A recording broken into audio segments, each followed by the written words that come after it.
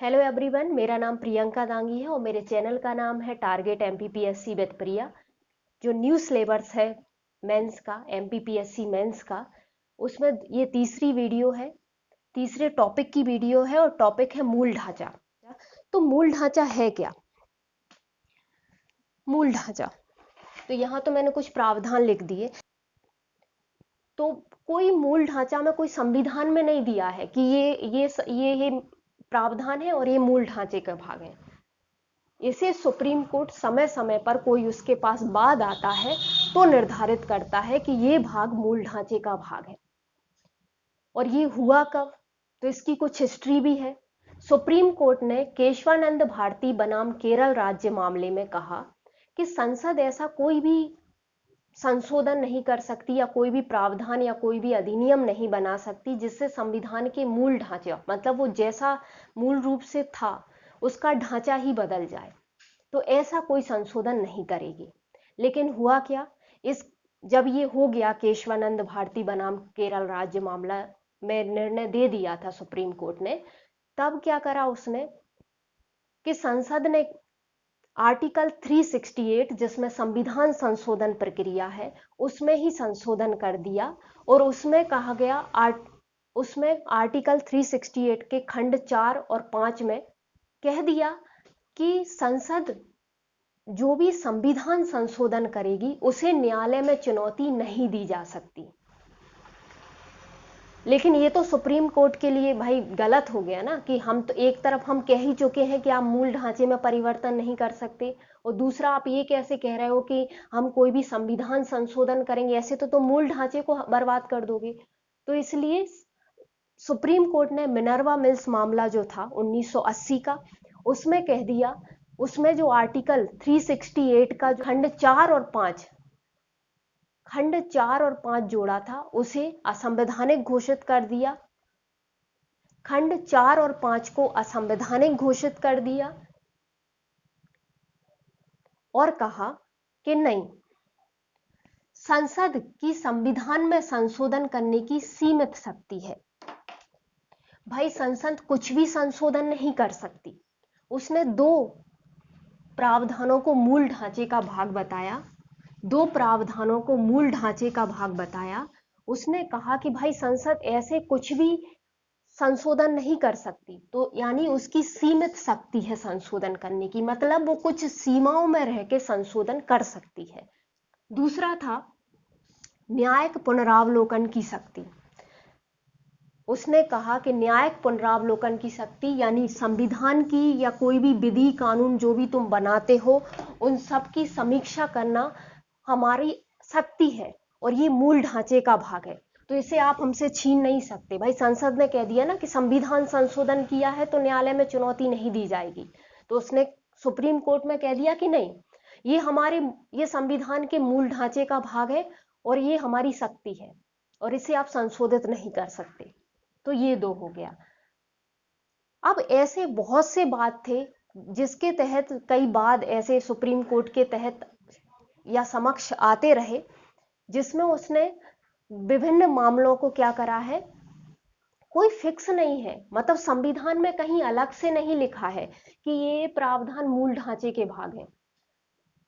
Supreme court के समक्ष कोई भी वाद आता है तो वो उसमें डिसाइड करता है कि मूल ढांचे का भाग है कि नहीं है। संविधान का व्याख्याकार है ना वो, तो संविधान की व्याख्या करता है और कहता है कि ये मूल ढांचे का भाग है। तो ऐसे ही कई वाद आए और अब तक बहुत सारे वादों के आने के बाद जो कुछ प्रावधानों को उसने मूल ढांचे का भाग बनाया है, तो वो प्रावधान कुछ इस प्रकार है। विधि का शासन, मतलब विधि का शासन जो होगा वो मूल ढांचे का भाग है, संविधान के तहत हमारा देश चलता है।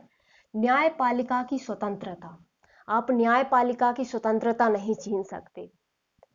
जो आपको याद होगा 99वां संविधान संशोधन हुआ था जिसमें कहीं ना कहीं सरकार शामिल होने की कोशिश कर रही थी, किसमें, न्यायाधीशों की नियुक्ति में, तो उसने उसे असंवैधानिक घोषित कर दिया और भाई कहा कि नहीं, न्यायपालिका और कार्यपालिका विधायिका का तो संविधान पहले ही पृथक्करण कर चुका है और न्यायपालिका की स्वतंत्रता उसका मूल ढांचे का भाग है। अब आते हैं पंथ निरपेक्षता से संबंधित प्रावधान। ये SR बॉम्बई, पहले मुंबई नहीं था, पहले बॉम्बई ही था, बॉम्बई बाद था, उसमें सुप्रीम कोर्ट ने कहा था कि धर्मनिरपेक्षता या पंथ निरपेक्षता से संबंधित जो प्रावधान है वो मूल ढांचे का भाग है। राज व्यवस्था की प्रकृति, मतलब हमारी राज व्यवस्था कैसी है, तो भाई हम संप्रभु हैं,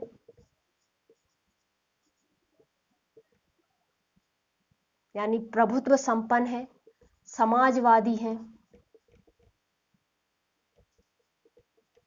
प्रस्तावना में लिखा तो है प्रभुत्व संपन्न यानी संप्रभु है, मतलब किसी देश का हमारे ऊपर कोई अब अधिकार नहीं है या शासन नहीं है, हम संप्रभु हैं, समाजवादी है हमारा देश, पंथ निरपेक्ष है,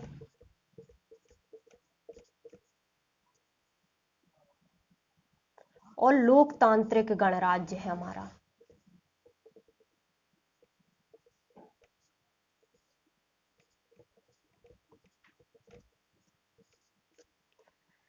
मतलब हमारी राज व्यवस्था की प्रकृति कैसी है, राज व्यवस्था की प्रकृति कैसी है हमारी, तो संप्रभु है हम, किसी देश का हमारे ऊपर शासन नहीं है, समाजवादी है हमारा देश, पंथ निरपेक्ष है, और हमारा लोकतांत्रिक गणराज्य है।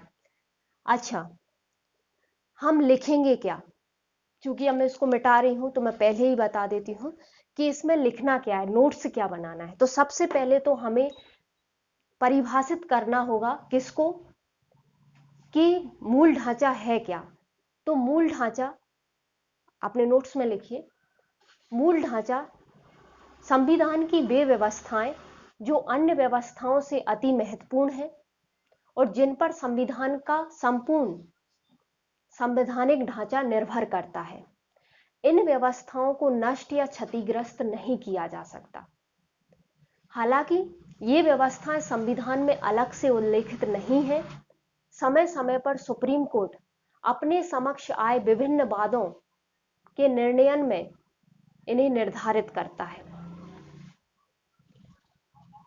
ठीक है, क्योंकि हमें 200 शब्द में लिखना है तो हम या तो ये लिख सकते हैं कि मिनर्वा मिल्स मामले में, मिनर्वा मिल्स बाद में सुप्रीम कोर्ट ने 2 सिद्धांतों को मूल ढांचे का भाग बनाया, संसद की संविधान में संशोधन करने की शक्ति और न्यायिक पुनरावलोकन की शक्ति। ठीक है, ये मिनर्वा मिल्स मामले में बना दिया। ये मिनर्वा मिल्स मामले में, क्योंकि ये बहुत इंपॉर्टेंट मामला था, मिनर्वा मिल्स हुआ और केशवानंद भारती हुआ, तो इसलिए ये हम लिख देते हैं 1980 का था। ये डेटें भी याद रखा करो, कभी कभी पूछ लेती हैं, प्री में तो आई जाती हैं और हमारा आंसर भी थोड़ा इफेक्टिव बन जाता है।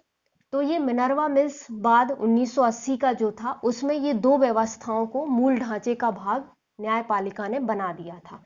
फिर कुछ अन्य प्रावधान, या बोल सकते हैं कि मूल ढांचे से संबंधित कुछ अन्य प्रावधान इस प्रकार है। तो विधि का शासन, न्यायपालिका की स्वतंत्रता, पंथ निरपेक्षता से संबंधित प्रावधान और राज व्यवस्था की प्रकृति। तो हमारा अगला पॉइंट है संविधान का संघात्मक स्वरूप। भाई संविधान का जो संघात्मक स्वरूप है, हम इससे पहली वीडियो जो हमने बनाई थी उसमें हम देख चुके थे कि संघीय व्यवस्था क्या है, मतलब केंद्र और राज्य दोनों का अस्तित्व होगा, वो संघीय व्यवस्था है। तो उन्होंने मूल ढांचे का भाग किसे बनाया है, संविधान का संघात्मक स्वरूप को मूल ढांचे का भाग बनाया। मतलब आप संघात्मक स्वरूप में परिवर्तन नहीं कर सकते, ऐसा नहीं है कि अकेले शक्तियां पूरी केंद्र ले ले। समता का सिद्धांत सभी के लिए समान है, हमारा समता का सिद्धांत जो है, समानता या समता का सिद्धांत जो है, जो हमने मौलिक अधिकारों में भी उल्लेखित किया है, तो वो भी मूल ढांचे का हिस्सा है, उसे भी आप संशोधित नहीं कर सकते। संविधान की सर्वोच्चता, मतलब संविधान सर्वोच्च है और उसे आपको बनाए रखना ही पड़ेगा। शासन की संसदीय प्रणाली, भाई चुनाव होते हैं, हम विधायिका चुनते हैं, उसमें से कार्यपालिका चुनी होती है। तो ये संसद की जो शासन की जो संसदीय प्रणाली है उसे भी आपको बनाए रखना पड़ेगा। स्वतंत्र और निष्पक्ष निर्वाचन और वयस्क मताधिकार। स्वतंत्र और निष्पक्ष निर्वाचन होंगे और वयस्क मताधिकार के आधार पर सरकार चुनी जाएगी। ये भी मूल ढांचे का हिस्सा है, तो इसे भी आपको रखना पड़ेगा। तो अगला है कल्याणकारी राज्य की स्थापना के निर्देश। कहाँ है कल्याणकारी राज्य की स्थापना के निर्देश? तो नीति निदेशक तत्व है।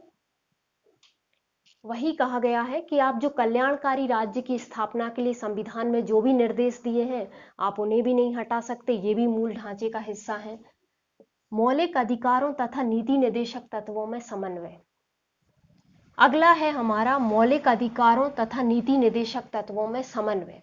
तो जहां जहां हमने इन दोनों में समन्वय बिठाए, क्योंकि एक नागरिकों के अधिकार या व्यक्तियों के अधिकार है और दूसरे राज्य के अधिकार है, तो जहां जहां जिस तरह से हमने इनमें समन्वय बनाया है, जैसे 25वें संविधान संशोधन द्वारा बात करें, 25वें संविधान संशोधन 31C को जोड़ के कहा गया था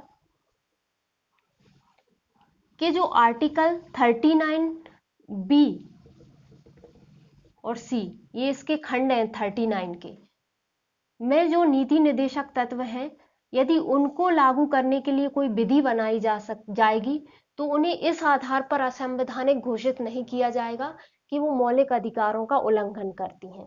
तो इस पर वरीयता दे, मतलब इन दोनों को मौलिक अधिकारों पर वरीयता दे दी गई थी। तो इसी तरह से समन्वय बिठाने का कोशिश की गई है संविधान में, तो आप उसको भी नहीं वो कर सकते, चेंज नहीं कर सकते। संविधान की उद्देशिका में लिखे उद्देश्य क्या है? समता, स्वतंत्रता, सामाजिक आर्थिक न्याय, देश की एकता और अखंडता, इतने जो सारे उद्देश्य आपने लिखे हैं, उद्देशिका में जो सब लिखे हैं, उन्हें आप संशोधित नहीं कर सकते, उन्हें आप हटा नहीं सकते। है कि अगला हमारा है राष्ट्र की एकता और अखंडता। भाई राष्ट्र की एकता अखंडता एक तो उद्देशिका में ही वर्णित है और वैसे भी ये मूल ढांचे का भाग होगी, न्यायपालिका ने ये भी कहा है। 15th है न्यायपालिका, कार्यपालिका तथा विधायिका के मध्य शक्तियों का पृथक्करण। मतलब ये एक दूसरे की शक्तियों में हस्तक्षेप नहीं करेंगी, इनके अपने अपने कार्य विभाजित है। हालांकि न्यायिक सक्रियता जब से आया है या जनहित याचिकाएं जब से लगने लगती हैं, तो न्यायिक सक्रियता जब से आया है तो तीसरे सदन की भूमिका निभाने का न्यायपालिका पर आरोप लगता है। लेकिन संविधान इनके लिए अलग अलग से शक्तियों का विभाजन करता है कि ये विधायिका का काम है, ये कार्यपालिका का काम है और ये न्यायपालिका का काम है। तो ये यही कहा है कि ये भी मूल ढांचे का भाग होगा। आप किसी की शक्तियों में हस्तक्षेप नहीं कर सकते कुछ भी संशोधन कर आके। तो फिर मतलब 15 पॉइंट काफी है और हमारा 200 शब्द का आंसर हो जाएगा इसमें। थैंक यू सो मच ये वीडियो देखने के लिए।